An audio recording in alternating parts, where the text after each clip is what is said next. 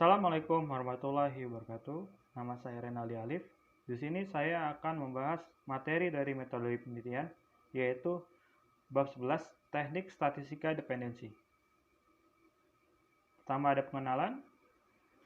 Secara garis besar, teknik statistika dapat dibagi menjadi teknik statistika dependen dan teknik statistika interdependen. Teknik statistika dependen menunjukkan posisi dan hubungan antar variabel independen dan variabel dependen. Sementara, teknik statistika interdependen menunjukkan tidak adanya posisi dan hubungan yang jelas antara variabel independen dan variabel dependen. Dengan kata lain, dapat disimpulkan bahwa dalam teknik statistika interdependen, seluruh variabel diukur memiliki posisi yang setara. Yang kedua ada uji asumsi. Uji asumsi ini bertujuan untuk menguji data sampel terpilih yang telah memenuhi kriteria statistika.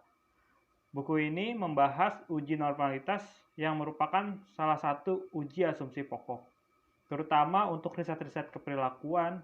Pemilihan uji normalitas berdasarkan alasan bahwa uji asumsi yang lain seperti homoskedastisitas, Durbin-Wasson, dan linearitas tidak relevan diuji pada data keperilakuan yang karakteristiknya datanya secara alami tidak memenuhi asumsi-asumsi tersebut. Selain itu, khusus untuk data parametrik keperilakuan seperti data berskala rasio yang mendekati secara statistis dapat terdistribusi secara normal, memungkinkan untuk diuji normalitasnya agar uji inferensial seperti regresi dapat dilakukan secara valid. Output hasil uji normalitas berikut diolah merupakan menu statistika deskriptif melalui menu aplikasi Explore dalam paket Prianti Lunak SPSS versi 16. Nah, secara umum, output yang disajikan dalam bentuk angka-angka tersaji dalam tabel dan grafik. Sementara output utama yang disajikan adalah statistika deskriptif dan hanya hasil uji normalitas itu sendiri. Berikut penjelasan rinci cara menganalisis hasil uji normalitas. Uji regresi, contoh kasus uji normalitas. Uji normalitas itu bertujuan untuk mengetahui variabel terikat dan variabel bebas. Dalam model regresi, uji normalitas bertujuan untuk menguji apakah dalam model regresi variabel pengganggu atau residual terdistribusi normal atau mendekati normal. Kita langsung ke praktek. Model regresi yang baik adalah model yang memiliki distribusi data yang normal atau mendekati normal. Untuk mengetahui signifikan data yang terdistribusi normal, maka uji normalitas dilakukan menggunakan uji Kolmogorov-Smirnov. Sini ada tahap pertama.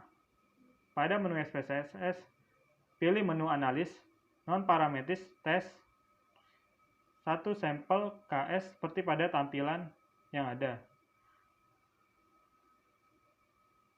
Tahap 2, pada layar akan muncul one sample Kolmogorov-Smirnov test. Pada bagian tes variable list, isikan variabel dependen, tingkat penjualan dan variabel dependen, biaya produksi, dan biaya promosi, dan biaya distribusi. Pada bagian tes distribusi, pilih normal, klik OK. Tahap 3, setelah klik OK, maka akan muncul output Kolmogorov-Smirnov.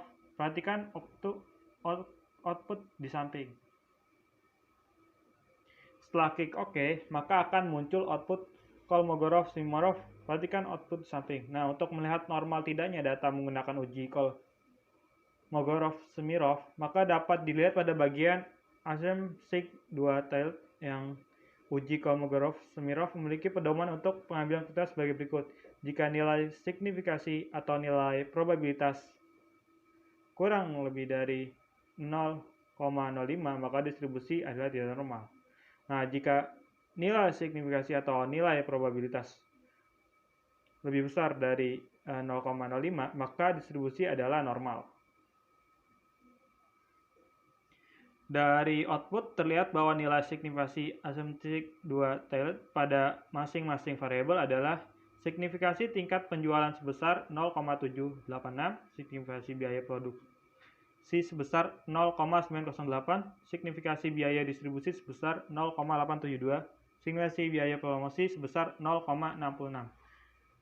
Karena nilai simulasi pada setiap variabel di atas 0,05, maka data dalam penelitian pada setiap variabel terdistribusi secara normal. Dengan kata lain, model regresi dapat dikatakan memenuhi uji normalitas atau data dalam penelitian terdistribusi normal dan mengindikasikan bahwa model regresi layak dipakai untuk prediksi tingkat penjualan berdasarkan. Selanjutnya, uji tambah normalitas. Ini histogram dan probability plot. Ini grafik, berbentuk grafik. Nah, selain menggunakan uji Kolmogorov-Smirnov, ada pula uji tambahan yang dapat dilakukan uji normalitas, yaitu menggunakan histogram dan normal probability plot. Tahap pertama, dari data yang tadi, adalah memunculkan intermediate residual, pilih analis, regression, terus ke linear. Terus masukkan variabel dependen ke kotak dependen dan variabel independen ke kotak independen. Nah, dalam hal ini variabel dependen adalah tingkat penjualan dan variabel independen adalah biaya produksi, biaya distribusi, dan biaya promosi. Tahap 3, tekan tombol plus lalu aktifkan pilihan histogram dan normal probability plot. Abaikan bagian lain, kemudian tekan continue dan klik OK, maka akan muncul output histogram dan normal probability plot seperti gambar selanjutnya. Untuk mendeteksi apakah suatu penelitian memenuhi asumsi normalitas, maka dapat dilihat pada grafik histogram di samping. Data distribusi normal jika kurva normal yang berada di grafik mengikuti bentuk bel lonceng. Dari grafik di atas terlihat bahwa sebaran data mempunyai kurva yang berbentuk lonceng. Karena itu, error model regresi dapat dikatakan terdistribusi normal.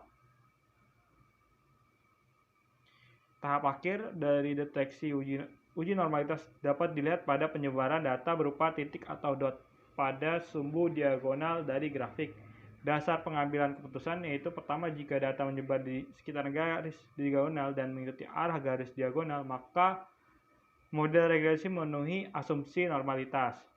Jika data menyebar jauh dari garis diagonal dan atau tidak mengikuti arah garis diagonal, maka model regresi tidak memenuhi asumsi normalitas. Nah, dari grafik di samping terlihat adanya titik-titik yang menyebar di sekitar diagonal dan penyebaran mengikuti arah garis diagonal. Maka dapat disimpulkan bahwa model regresi layak dipakai untuk prediksi tingkat penjualan berdasarkan pada masukan sejumlah variabel independennya, artinya model regresi tersebut memenuhi uji normalitas.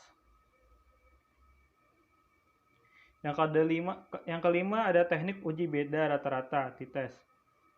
Uji beda rata-rata bertujuan untuk menguji distribusi data pada kelompok sampel tertentu yang memiliki distribusi nilai rata-rata, mean, yang sama atau berbeda dengan kelompok sampel yang lain. Secara statis dan metodologis, hipotesis alternatif HA untuk uji beda mean pada umumnya adalah terdapat beda nilai mean antara kelompok data sampel A dan kelompok data sampel B. Sebaliknya, jika H0 uji beda mean pada umumnya adalah tidak terdapat beda nilai mean antar kelompok data sampel A dan kelompok sampel B. Kecuali pada kasus uji one sample t-test, pernyataan HA dan H0 justru berkebalikan dengan pernyataan HA dan H0.